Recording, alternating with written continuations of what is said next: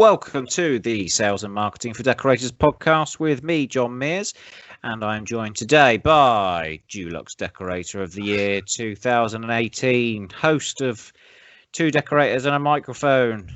It is Mr. TJ Decorating, Trevor Mangan. How are you, mate? Yeah, I'm all right. How are you? We haven't spoken for a while, have we? I know. You've always got something else going on. It's hectic, isn't it? It's gone mad. Yeah, it's gone very, very, very, very busy. Very busy. I shouldn't moan, though, should we? It seems there is the home improvement market in general is booming at the moment, and it's good. And long may it continue. Well, yeah, it sort of brings us on to today's topic as well, doesn't it? 100%. See, I tell you what, we haven't spoken for a while, but we ain't lost it, have we? Hey? Once you got it, John, you never lose it. Right, today we are talking about should you hire an apprentice?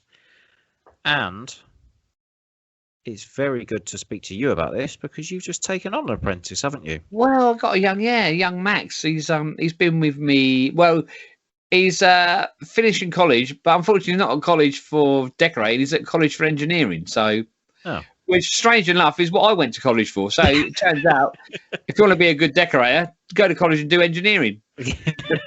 Perfect.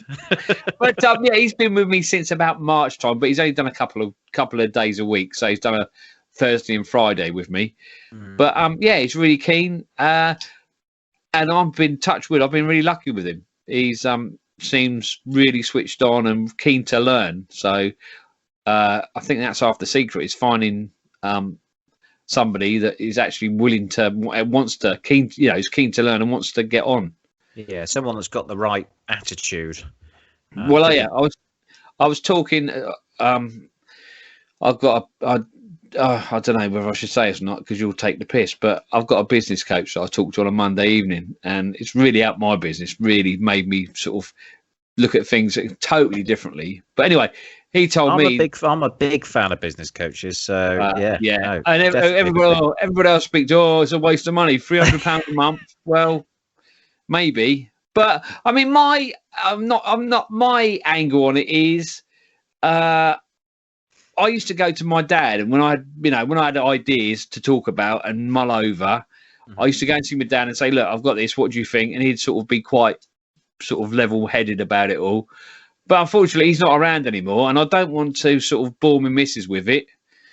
And if I talk to Ryan about it, it's very black and white, and it's like the generation sort of, it's so I've really got no one to sort of, I'm not, not trying to get the bloody violins out or anything, but I've got no one to sit down and talk stuff through with, really, that are unbiased. That's the thing. I talk to Ryan and he's sort of one way. I talk to Mars, she don't really she tries, what my missus are like. They do try and understand you, but yeah. I think that's a big battle for all decorators or anyone who works on their own, essentially, any small business owners. Whenever I talk to decorators, often I'll talk to decorators, they'll call me up because they want to have a bit of a chat about sales and marketing or something like that. And more often than not, I can just sit there on the phone and not say anything. But the fact that they've got me to bounce ideas off, they end up coming out with all these brilliant ideas and what they should do with their business and stuff like that. And it's clear that they've got great ideas and they know exactly what to do. It's just they've never had anyone to sort of bounce it off of before. Once all the ideas come flowing out, they're just like, oh, yeah. And before you know it, we've got this brilliant plan put together for them. They created all of it and they're thanking me for it. And it's like, well, you did it all, to be honest. I just sat and listened. Yeah. And the thing is, it's just having having someone there to listen to you. 9 times out of 10, they know, because they're running their business. They know their business better, but it's sort of having someone there like a sounding board and then having the confidence to go and do it. Yeah. No, exactly. So it's But sorry, John. But getting back to the point was, that's what he told me about employing someone, is he said attitude over experience every time. If they've got the right attitude, that's half the battle. They can be qualified to the hilt, but if they're qualified with the wrong attitude, you said, what's the point? So is Max the first apprentice you've had? Well, I mean, suppose Yeah, we can yeah, count for a Ryan, long can't we? time. I can't. You can't really count Ryan because I look at Ryan as a training. He was it was extreme. That was extreme training. Mark one. It was just yeah. And working with your family is a whole different. And anybody that's doing that right now, my heart goes out to you because it is hard work. It really is. You know, it's good for you because, like I say, now Ryan's moved on and I've got Max.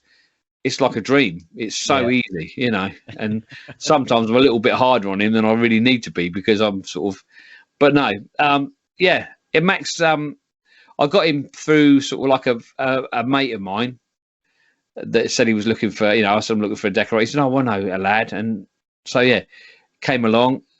Brilliant. He always beats me to work in the mornings. So when I think I've beat him to the job once. So yeah, he's always there on time. No, he don't bring his phone into the job. His phone's always left in his van. And he said to me today, on to this guy. he said to me today, he said, oh, he said, you're lucky. He said, I don't bring my phone in. And I said, well, no. I said, if you did, I said, and you were always on it. I said, then that would be the end of that. I said, you know, it's not that difficult. But no, he has got the right attitude. He's sort of really good. He's good with customers. It's yeah, he drives, which is a bonus. So I've already put him on he's gone through to the Dulux introduction to spraying course. Mm-hmm. So I've put him on that. So he enjoyed that and he wants to get into spraying. So yeah, I've definitely got high hopes for him anyway. He's good. Yeah. But Well, I've been I appreciate that I've been very lucky because some of them, yeah, some you just don't, yeah. I've had them in the past. Let's talk about that because all too often you'll see in the forums on Facebook and stuff like that, it's all, you can't get a decent apprentice anymore. They're all crap. They've all got a rubbish attitude. None of them want to work anymore. They just want to sit on their phones. And clearly that's not the case because you've found someone like Max. I think, yeah, like you say, I think you're pretty lucky to find him first time. Yeah. But we've spoken about this before, haven't we? About so often when you're looking for an apprentice, it just starts with exactly what you had. A mate knows someone who wants to do a bit of decorating, take him on as apprentice. There's no, like, you're not doing formal interview process. You're not putting an advert out to find these people like you would for any other position at any other company.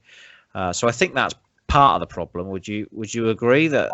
I'm absolutely 100% agree with you. I think some of the times we don't make it easy for ourselves. Yeah, we're so busy that we just, oh yeah, that'll do. We'll give him a start, see how he goes. I think if we slowed down and put not only for apprentices but other for like subbies as well, or people who you want to take on the cars, it's always been a case of you see a bloke on site, have a chat with him, he turns up with his tools, and he has a start. I think we need to make it a little bit, I think you need to make it so that they think that if they do work for you, that they've actually achieved something. That they're not that they're lucky, but that don't make it so too easy for them to join your business. Make it throw a few sort of obstacles in the way that they've got to get around or over.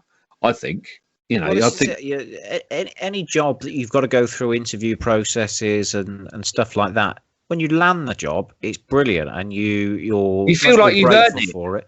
Yeah, you feel like you've achieved something, and that will make you value the job more. You're less likely to walk out on your second day. Whereas if it's just, oh yeah, turn up on site with me tomorrow and we'll give you a start and see how you get on, it's sort of like you can then develop the attitude of easy come, easy go. If it doesn't work out here, I'll just walk down the pub and find the next decorator that will take me on for a couple of weeks. And I think if that's the sort of people you're aiming at, that's the sort of people you're going to get. Yeah. Whereas if you sort of make your process a little bit more involved, I think you might get a higher caliber of person applying for it. Well, and I think that goes for not just the hiring process, but then sort of throughout, because I know listening from your podcast, 2 decorators and a microphone.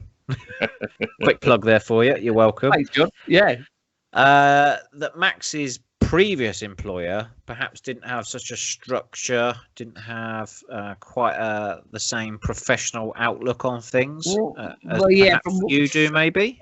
Well, I do. I enjoy sort of seeing people sort of flourish and moving on and learning stuff. And Yeah. whereas I think before he was just sort of treated as a little bit of a, T-boy, a general dog's body. And, he didn't really have anywhere that he, wanted to go. He didn't have a sort of, I've spoken to him about, when he gets a bit more experience and a bit more confident, then he can do this and we can do that, and just have a little bit of a sort of like a bit of a vision for him, rather than, I think before he just turned up, make the tea, sweep up, and you can't go on like that. Well, I can't. I think you need to treat people the way that you'd like to be treated. And if I was told to do that all day, every day, you're going to get fed up with it in the end, aren't you? You can't see that you're ever going to get anywhere.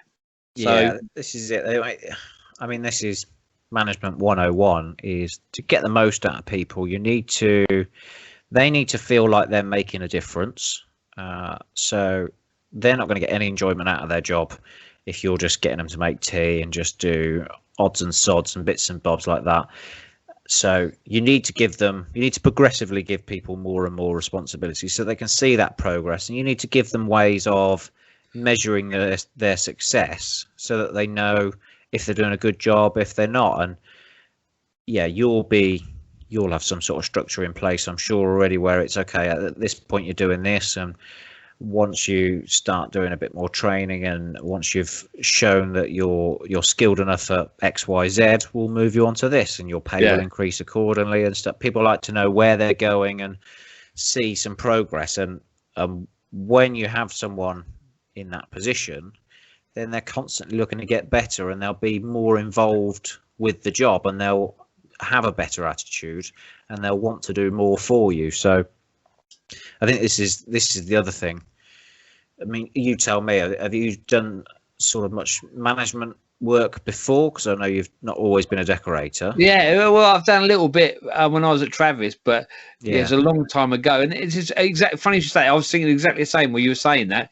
Is that it's another skill that you've got to learn. We're not well, I think the majority of us aren't natural, managers or leaders or whatever. We just, if you've got that skill, you're very lucky. But if not, it's another bloody string you've got to add to your bow. As well as being an accountant, a salesman, a decorator. It's like I've said before, being self-employed is bloody hard work, because if you work for a business, you'd have an HR department, wouldn't you? You'd have, an accountants department. You'd have all these people. The jobs we do on our own are in bigger businesses, proper job roles for people that, they earn a proper living at it. Exactly. I mean, management is really difficult. It's something that I have done in a couple of roles over my career, but it's never been a huge part of my career, and it's something that it is really difficult, and you have to work very hard at it. And when you're in a management position, it's very easy to blame the staff that you've got and that you've just been dealt a bad hand. But I think in a lot of the cases, you need to turn it around and look at yourself and go, well, what could I do better? How could I get more out of this person? Because at some point you've got to think, I am the common denominator here. If you've had like 5-10 apprentices in a row not work out, then you probably got to look at it and go, okay, it's probably not the apprentices that are the problem here. It's probably me and my management style, and I need to learn and improve that.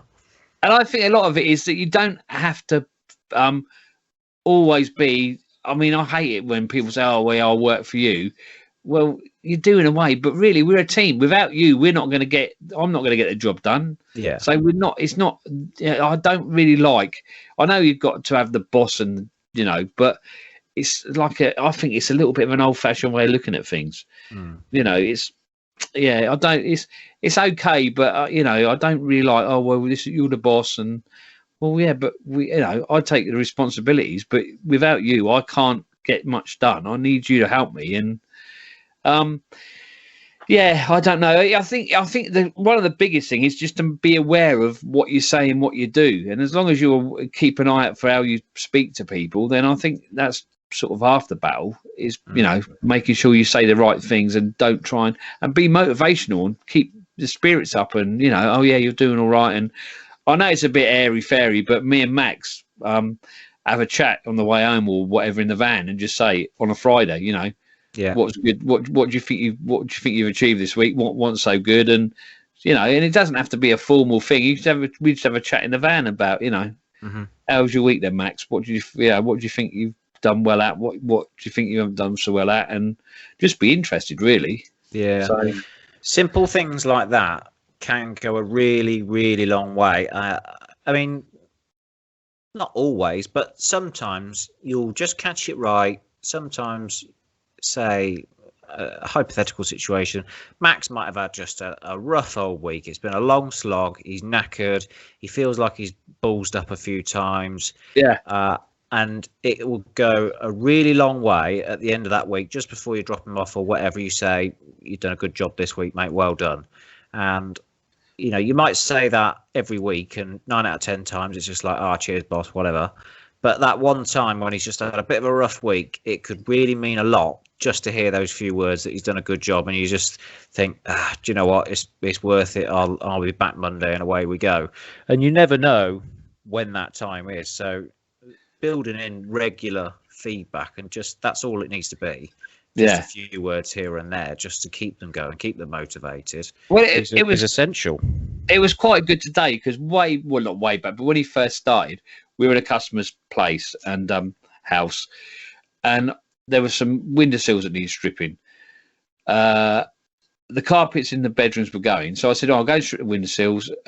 Anyway, so he went up there. I went up sort of half an hour later. There was 2 rooms to be done.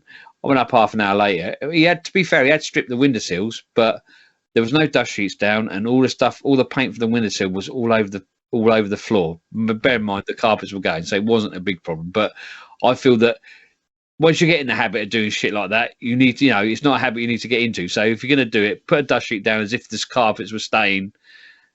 Other people might disagree, but I think you should be in the habit of doing things properly. So I went and got him. I said, Max, I said, you stripped them windowsills? He said, yeah. I said, well, what about clearing up the mess behind you? So anyway, he went up there. I could hear the Hoover going. Then I could hear him coming down the stairs. I said, Max, have you cleared the mess up in the other bedroom? Oh, no. Do you want me to do that? Yeah, be handy if you could. Anyway, and so that sort of blew my mind. And I was talking to him today. I said, you've got, you're getting on better, Max. I said, but there was one time where you just blew my mind. I didn't know what the hell you were thinking. He said, oh, what was that? So I relayed that story to him. And I said, I honestly don't know what was wrong with me. He said, I felt embarrassed because I fucked up, he said, in front of you. He said, and the more I tried to get things right, he said, the more I sort of messed up. And I thought, to be fair, we've all done that. Do you know what I mean? We've all been that where we've tried really hard. And he said, I don't know why. He said, I come down the stairs. He said, I was so, I just wanted to get that out of the way, deal with it and get it done. He said, I forgot about the other bedroom. He said, I was just so concentrated on doing one thing right. And I think, yeah, he's probably right. It was, it was a stupid thing to do. And I couldn't understand why he didn't do the other bedroom. But, yeah, it's quite good then to leave it a few weeks or whatever, or month or so to go past, but then revisit it and say, look, and when everything's calmed down, and because in the heat of the moment, I was a bit pissed off about it, to be honest. But to revisit it and just say, and then you get a bit of better understanding of each other as well, don't you? And see, what I would say in a situation like that is turn it round on you there. So there's 2 ways. There's the way that you reacted, and I would say most people would react, is, for fuck's sake, Max, why did you not think just put a sheet down or whatever? Yeah. But equally, you can turn it around on yourself and go, do you know what? He's learning. I told him to go and strip the windowsills. Maybe I need to work on my communication as well. That's exactly what my missus told me. That you know you need to spell it out step by step. And sometimes it might sound like you're teaching him to suck eggs, but it's better to over communicate. And so you could sit down when you're talking to Max and go, right, we as a team here, we need to learn from this. So number 1, you need to take a bit more initiative. So putting a dust sheet down really is not something that I should have to tell you. Yeah. However, I'll take it on board.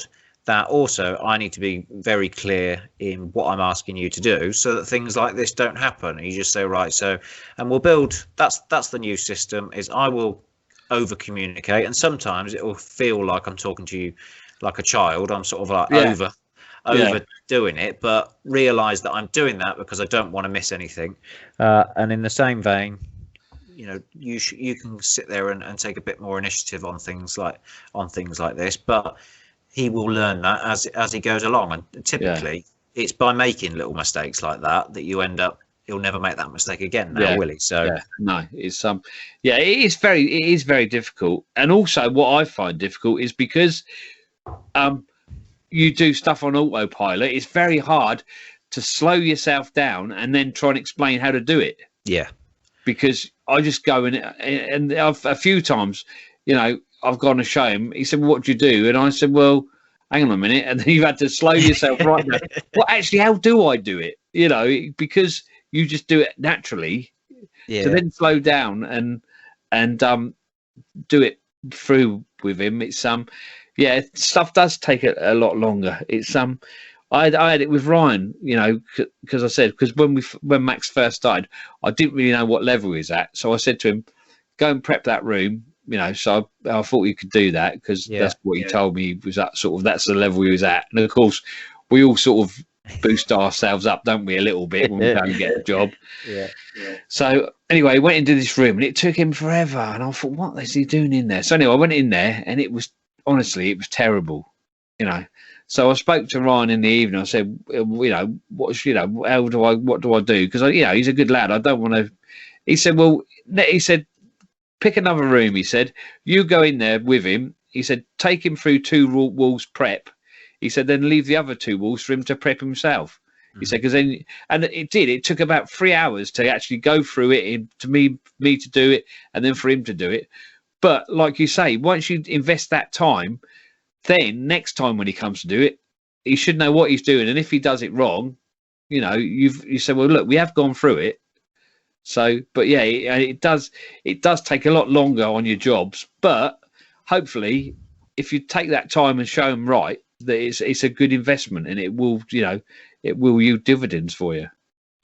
That's a good point. I like the word investing time. I think that neatly leads me on to my next question is, well, personally, I think a lot of people mess up with apprentices and stuff like that because they almost begrudge investing time and money in someone who will more than likely end up and go off and doing it themselves. Is this a conversation you've had with Max? Do you have a sort of plan of, look, Max, I want to train you well enough so that you can go off and do this on your own, but I'd like you to stay with me, essentially. Yeah, but the whole idea is that I eventually said to him, look, I want you to be a better decorator than me. Yeah, I want you to be, you know, to make me, you know, think, fucking hell, have you done that, Max? And then eventually I want you to have a Max. I want you to get, you know, so that you're then responsible for someone and you can, so, and like I say, but my thing is, if I treat him well enough, and, you know, we've talked about sort of like a bit of a bonus scheme for jobs, and that I sort of started with Ryan, and that proved really popular. It sort of, it did work well. He did let me forget it. You see, he tells his bad side. He doesn't actually talk about the profit share. You still owe Ryan a van, don't you? Yeah. Is that part of your bonus scheme? Yeah. He doesn't talk about the profit share thing we've had in place and all that, because that doesn't suit his sort of his argument, does it? Yeah, exactly. That's it. Yeah, but no, and I think if people think they're being treated fairly and looked after, then, you know, hopefully they'll hang around a bit. Definitely. That's the old saying, isn't it? Train them well enough that they can leave, treat them well enough that they'll stay. Yeah.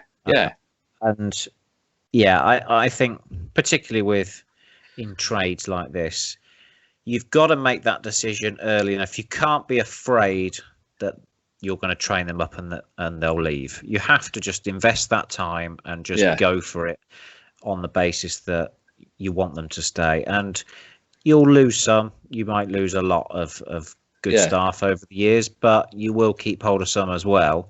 But I think if you've always got in the back of your head, oh, I don't want to invest too much time because he might not be working for me next year. That'll just show in everything that you do, and that'll just lead to them not performing to the level you want them to. And you owe it to the person you're with to actually give them 100%. Why would you just give them 50%? You know, you owe it to your business as well, really, because they're a reflection on you. And if you're only giving them 50%, they're not gonna be the best they can be for your business. Yeah, and I think having honest conversations about this sort of thing is crucial. And I think if you haven't already, you could sit down with Max and go, look, I haven't done this a lot. I haven't taken on many apprentices and stuff like that. So along the way, I'm going to cock up and say things I shouldn't say and do things wrong. Yeah. And I'm going to learn as I go. In the same way that he's learning how to decorate as he goes along, you're going to say, look, we're going to make mistakes here. Bear with it. This is the situation. We're both going to work together and come out of this better off. You're helping me and I'm helping you. And we'll just keep working on it. So I think... Well, we had this conversation this morning. Yesterday afternoon, we'd done white ceilings and we had some white walls to do. Mm-hmm. So turn around and he's washing out his white roller. I said, why are you washing that out, Max? I said, because we got white walls to do tomorrow. Oh, yeah, I just wanted to keep it clean. I said, well, if you want to keep your roller clean, I said, do it in your own fucking time. Don't do it in mine. You know what I mean? But that's a typical arsehole boss thing to say, isn't it? Yeah. You know, I thought, and I spoke to Tony about it last night. I said, look, I could have done that a lot better. You know, don't wash them out. Don't wash it out, Max. You know, you're better than that. You know, you could be doing something a lot more valuable, you know, because so I said that to him this morning. I said, I really shouldn't have, spoke to you like I did yesterday about that washing out the roller. Yeah. I said, you know, you could have, you know, you're better than that. You can actually do stuff, you know, you could be rubbing down, doing a bit of undercoating. I said, that's much more valuable than washing out the roller. So, like you say, oh, yeah. I said, well, I shouldn't have really spoke the way I did. I said, it was a bit shitty. And it was a bit shitty, really. But you just see it, don't you? You think, fucking hell, he's doing that, washing that roller. It's costing me, you know, it's only 10 minutes or whatever. But if you put stuff in the van, you could be sweeping up, you could be hoovering, you know, we do something a lot more useful than washing out his roller. But yeah, and we had the chat, and I think that's quite good because it, again, like you say, it shows that you're not always going to get things right. You're not always going to say the right thing at the right time, and as long as you're aware of that, I don't think it's a bad thing. You know? No, I think it's perfectly fine to show your human side, even to your staff. And they'll appreciate it. But yeah, there's. Again, that's another one of those situations where you could have dealt with it better. He could have took a bit more initiative and just gone, do you know what? Let's think about this for a second. I'm going to be using this again, so let's just wrap it up in cling film or do whatever. Yeah, but no one died. I got a bit pissed off, but it was all sorted out in the end. So. Good. And again, it's about learning to work together as well. That's a massive one as well. It's actually, you know, when you see two decorators that have been working together for years, go in a room, they can paint a room and they don't even have to talk. They know their roles. And Ryan and I got to that stage. And once you get to that stage, that's when you can earn some good money because you both know what you've got to do and you're both good at what you do.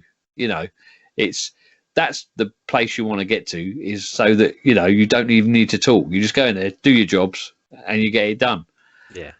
Listen to, I don't know, maybe a podcast with John Mears and Trev, and just dance around the room, just doing an easy job, earning loads of money. That's what it's all about. Yeah. So what about do you let Max do his own work? Does he do the odd sort of home job on a weekend and stuff like that? I've got no problem with you doing your own job. I said, just don't. I said, if I find you're talking to my customers, I said, then that's a big no. I said, they're my customers. You know, if they ask you, you say no. Ask Trevor. I don't do. You know, you're Trevor's customer, not mine. Yeah. I said, but I said, I got no problems with you doing your own stuff at weekends. I said, and also I said, if you find some work that you think's too big for you and you want to get me involved, then I'll give you a 10% cut of the job. I said, so I'll price the job and whatever it comes to, you'll get 10%. So I think, you know, I think that's fair because he's put himself out, and he'll know people. And why shouldn't he get a bit more for finding a job? Definitely, and I think it's an important part of having an apprentice is to let them do their own jobs, because they'll learn a lot from that. I think, because they'll see the whole job from start to finish, then including dealing with the customers and Exactly, all that stuff, and sorting waiting your for their accounts money. out, taking payments, waiting for your money and things like that. So, yeah, it's important, and I think that means that your Max, next time he turns up to a job with you, he's less likely to make those silly little rookie mistakes, those apprentice mistakes, because he's gone out, he's done it on his own, so he's more likely to use his initiative, because he has to do that. He has to rely on himself when he's doing his own job. So he'll think it through a bit more, and he'll be planning things and not doing things like cleaning out rollers. That's what I said. I said it might seem something petty, but it does have an impact on But no, like I say, that's the only thing I've said to him really about. And I think, like I say, he's good because they do get an understanding of it's not just a matter of turning up for the day and doing your job. If they're doing their own jobs, like you say, it's a whole new ball game. Have you had to have any difficult conversations with him yet? And when he's really buggered up, or I know you had. Only that I put his money down. That was But even then, I chickened out and emailed him rather than had a face-to-face conversation. So that was a bit shitty. But Trev, I know it is really difficult, isn't it? I know this whole management side of things. So you did it on email. It was funny, really. It's not funny, really, but I made the big mistake of not asking him to confirm that he got the email. So I spent a whole week wondering if he knew that he was on less money until I got his invoice on the weekend. So it wasn't until I got his invoice that I realised he'd got my email. But Tell you what, if I was Max, I'd have put an invoice in at the old amount, and I'd have waited for you to tell me in person. And I go, "Oh, sorry, mate, I didn't see your email. It must have gone into my jug." That's what Ma said to me. She said, "Did you say please confirm you've read this email?" I said, "No. Why would I do that?" So it was a very nervous week. But again, it's something. Looking back, it's something I should have done face to face. It was a real shitty thing to do on an email. But so if you had to do it again now, how would you approach that sort of situation? I would actually do it. I'd probably say exactly what I said in the email, but just do it to his face. I mean, we did. I said when he first started that I started him on what he wanted, but then we review it in 2 weeks, and of course 2 weeks turned into nearly 8 weeks. So he had a good run on the money that he was on. And it was just stressing me out. I'm thinking, I'm paying you this much money and you're not worth this much money. And so basically that's what I put in the email, but I really should have bloody done it like the manly way and done it face to face. But it's it wasn't pretty. I didn't enjoy doing it, but that's probably the worst thing I've had to say. Well, I've had to communicate, shall we say. So one of the things that taking on apprentices sort of tends to lead to is growing your business in general. And I know this is something you're working on quite a lot at the moment. You're a very, very old man. You're probably looking to. Well, Ryan's not here to take the piss out of you. So. No, exactly. Yeah, someone's got. I got to do the old someone's got to do it. It's not a job role. It's not a vacancy. So I know that you're interested in growing your business a little bit, perhaps taking yourself out of the business as much as you can, coming off the brush a little bit. So this is sort of step one in a larger plan. So let's talk about steps of growing your business. So is it sort of number one step for you was, right, let's get an apprentice on board and build from there? It's about getting someone. I mean, I'm miles away from being able to leave him on his own. But it's about sort of like taking him on and then maybe being able to leave him for sort of an afternoon on a Friday or a Monday or something, or and then just gradually sort of ease myself out of the day-to-day being on the tools. Yeah. because like you say, it is quite a physical job, and I do enjoy it. I love meeting customers and doing that side of the thing of the business, and so I'd like to do that. And I think one of the old boys that sort of I started with way back, he's just about given up now, and he's 74. That's and I don't want to be decorating when I'm 74. No. Not only has he stopped decorating, he was decorating new builds. Oh, bloody hell. At 74. Yeah. Yeah. And you Working think hard. yeah. If in decorators years, that's probably about 152. You know what I mean? It's mad. And he phoned me up. He said, I've put your name forward to the builder. I know the builder. And he said, if you want to take it on, I said, yeah, I'll take it on. And I said, well, also, Les, if you want to, because I know he likes to go out and about and do a few things. I said, well, if you want a couple of days, I said, then you just turn up. I said, and we'll sort something out for you, because I think even at 74, I think you've got to do something. You see these people that retire and they just rot, don't they? And within a few years, they've gone. I don't think it's good for someone that's been used to working all their life, especially, like I say, in quite a physical role. Yeah. To all of a sudden just stop. I don't think it does you any good.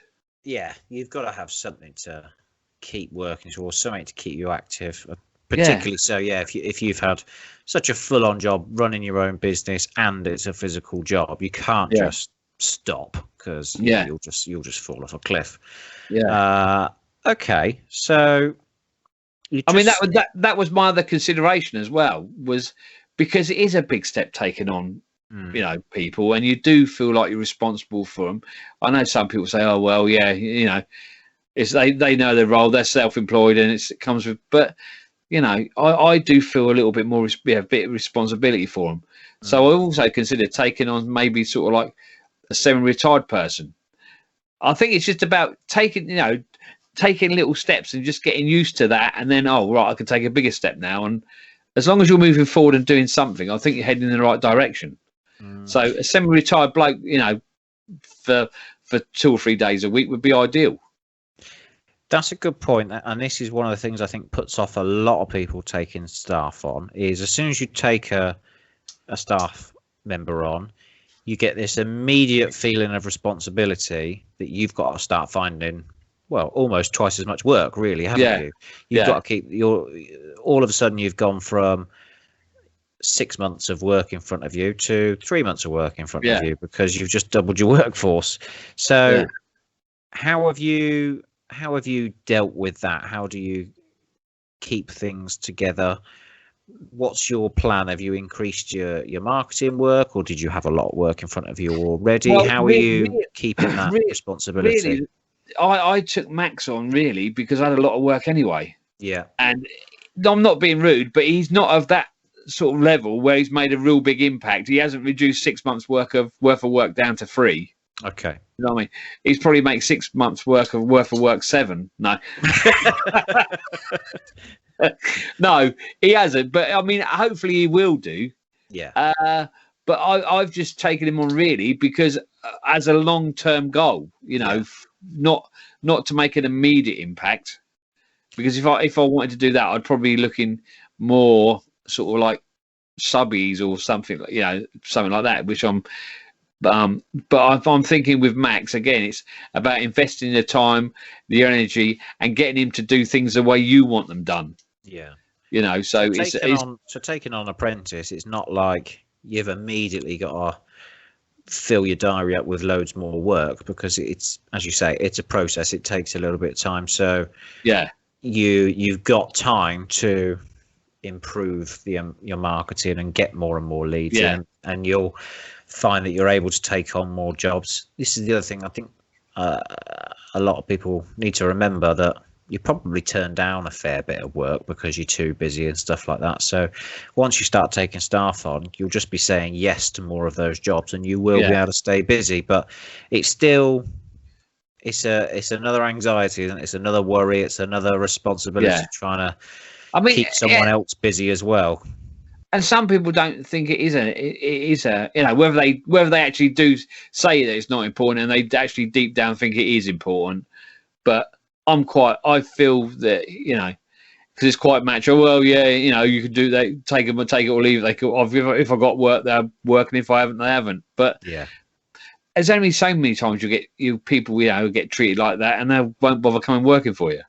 So I think you've got to have a little bit of empathy for them and try and, when I had Ryan with me, there was days when I'd have him doing jobs at home, painting the hall stairs and landing or the kitchen, or just to keep him busy, to give him a day's money. So you do sort of try and find work for people. It's even to come to that, I've got a little workshop, and we got rained off the other day, so we built a training wall, got some ply, got a bit of coving, got some skirting board, put some door frames up. Yeah. And I just said, if we get an afternoon or something, you can come up here. And Max loved it. He's just thought it was just hone his, put a bit of coving up with a bit of a return, so he could do a bit of wallpapering on there. And I think also that helps. I mean, I'm really fortunate to be able to do that, but it's nice then, for him to be able to do that without the pressure of being in a customer's home, without the customer looking and wondering what he's doing. He can actually go up there, make the mistakes, in front of, if anything, just me. Yeah. And I can sort of run him through, show him what he's doing wrong. And it's a much more relaxed way to learn, I think, rather than have the pressure of the customer's eyes on you. Yeah, that's it. You can make a lot of silly mistakes when you feel the pressure of someone watching you. And a couple of practice runs in a workshop somewhere, and he's going to be a much more valuable asset to you, isn't he? Really. So it's worth the investment. But like I say, I'm lucky with my workshop. But I mean, there's nothing to say. If you got a garage or somewhere a space, you only need a sheet of plasterboard that you can put up and get them to mess around with. It gets them the basic skills. Yeah, I think the last thing on keeping them busy is, I think it's good if it makes you uncomfortable, if it worries you, gives you a bit of anxiety, because that's when that means you're out your comfort zone. Exactly. Being there, you're not going to grow, you're not going to develop your business. It's very easy to just get comfortable, isn't it, and just sit and tread water. So at some point you've got to take the plunge, you've got to take on staff and take that extra stress of trying to find enough work to look after two people, and then ultimately you'll get to a point where that becomes easy and becomes comfortable, and then you'll go, right, let's take on another person. You'll get that stress again, and a lot of people, and it's absolutely fine to just stay in the comfort zone and just keep doing it. If it's working for you, then fine. But if you want to grow, I think you've got to appreciate, if you want to grow, it's going to feel uncomfortable a lot. Yeah. And you got to get used to that feeling. Yeah. And I spoke to Tony about it, and he said, he said, make a list, what could go well and then what could go badly. And it's just about eliminating, the bad things that could happen to you, eliminating the bad side and trying to make the better, what could go well, even better. So when you actually sit down, it's still a gamble, but it's more of a calculated risk than oh shit, let's just do it. You actually, what the potential pitfalls could be. So you're aware of them and you can keep an eye out for them. Mm-hmm. So, it just makes you a little bit more, like I say, aware of what could possibly go wrong. So you're on your guard, sort of thing. Definitely. So last bit then that I want to cover is one of the most important things to any decorator is your reputation. That's where all your work comes from. There's a lot of word of mouth and referrals in the painting and decorating. So protecting your reputation when you've got other people working for you, it's got to be a consideration. And so how have you managed that? Obviously, at the moment, Max isn't doing anything on his own. You're always there to make sure that what he's doing is correct. And I guess if he cocks up, you're there and you're able to fix it off. Yeah. I don't know. I might get shot down here, but I am trying to get in with. Well, I'm already in with one local company, but lettings companies. So I'm thinking generally that's the standard of sort of decorating it in a letting is not as high as a domestic. Mhm. So that's I'm thinking that would be a good testing ground. I'd still be there, but if it does go wrong, it's not as vital as Mrs. Jones's lounge. 9 times out of 10 you don't see a landlord, and 9 times out of 10, as long as it's clean and fresh and looks nice, it's good enough. I think that's a really good way of testing the water, because an apprentice cocking up a rental is less likely to come back on you than, like you say, messing up Mrs. Jones's front room. 9 times out of 10 the carpet's been replaced as well. So if you do knock over, because Max has got this flipping terrible habit of leaving lids off paint. Yeah. In fact, now every time I find a lid off the paint, I'm finding him £1. So it's all of a sudden I'm not finding that many lids off paint. But you know what it's like, don't you? It sends a shudder down my flipping spine when you see. Has he knocked one over yet? No. I hope he doesn't. That's what he needs to do, isn't it? Because you'll only knock it over once, then you'll learn. But it'd be good if you. Unfortunately, so with my public liability. But I think it makes good business sense putting your apprentice on lettings jobs as well, because usually, as you say, they don't want the high class finish. They don't want to pay much money, so it's cheaper for you as a business to put your apprentice on it, because your hourly rate is too much for it, to be honest. And also, it builds confidence, doesn't it? Yeah, for them, they can get over there, and I'd be much more inclined to say, get over there, Max, and start, and I'll be over sort of 10 o'clock-ish, so you can actually get in, get set up, and like you say, you could actually get the rentals at a cheaper rate. That could make you a lot more time efficient for the rest of your jobs within the business. So it could start off as, right, Max, meet me here. We'll start this job off on this rental. I'm then going to go out and do 2 or 3 quotes and come back at the end of the day and see where you're up to. And that sort of means that you're keeping an eye on him. You're then not running around doing quotes in the evening, so you're saving your own time. Giving him a bit of responsibility.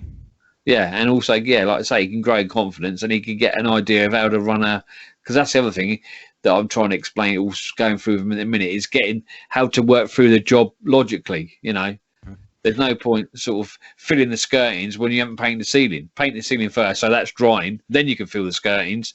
But it's all a way of working that you've actually got to think through. And if like I say, if you left him there on his own to actually think it through. So are you at the moment, are you not doing like full works instructions for each job? Because I think that would be the next step. It'd be when you're leaving him on his own, you need to hand over a piece of paper, and it's like, here's the works instruction, ceiling, then fill this, then sand that down, then do this, just step by step. It takes time, obviously, to do it, but and now I did do like a flow diagram of it. And I showed it to him. He said that would be really useful. But what I didn't want to do was give it to him first off, and then he'd think that's the gospel. So I want him to see a few variations. So then he's got like the basics, and then he's got this diagram that if something does go wrong, that he can refer to.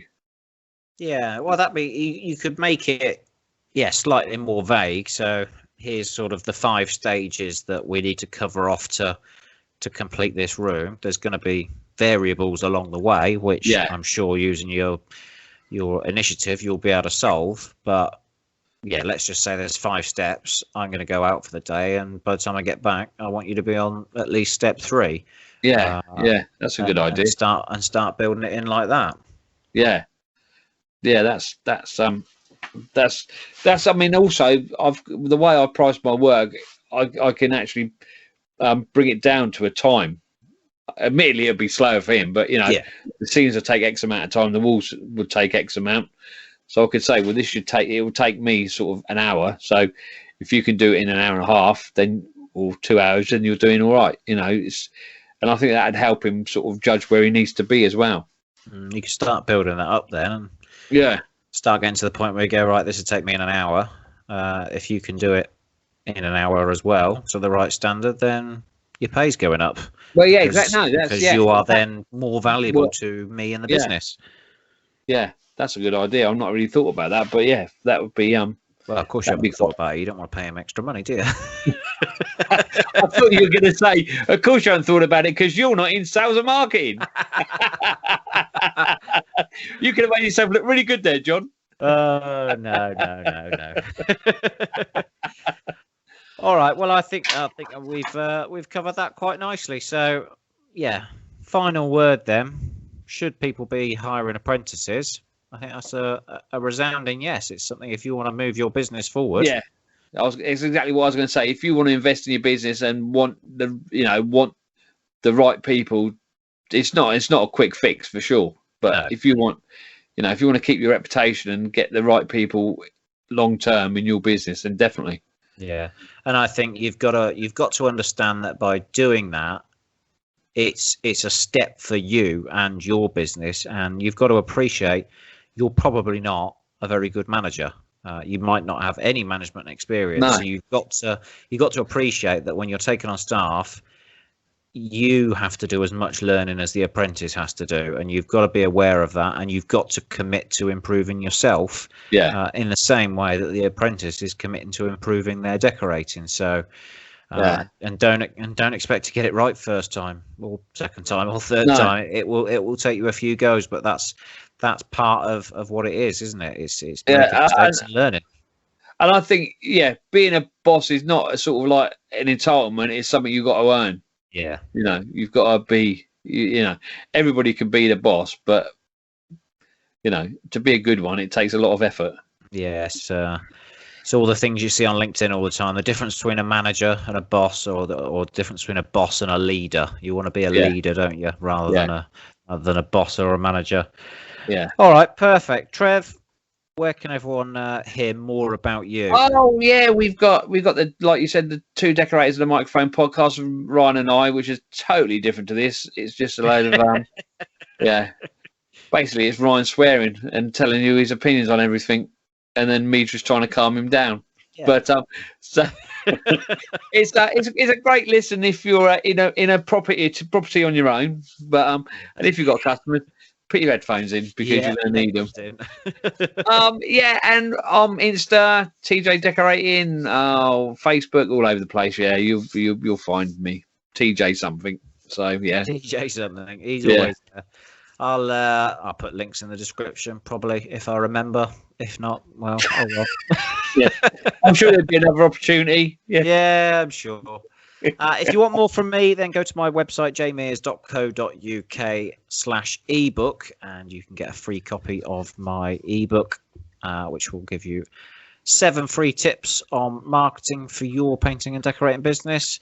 Trev, once again, thank you very much for joining me. Lovely. Cheers, John. And thank you everyone for listening. Goodbye.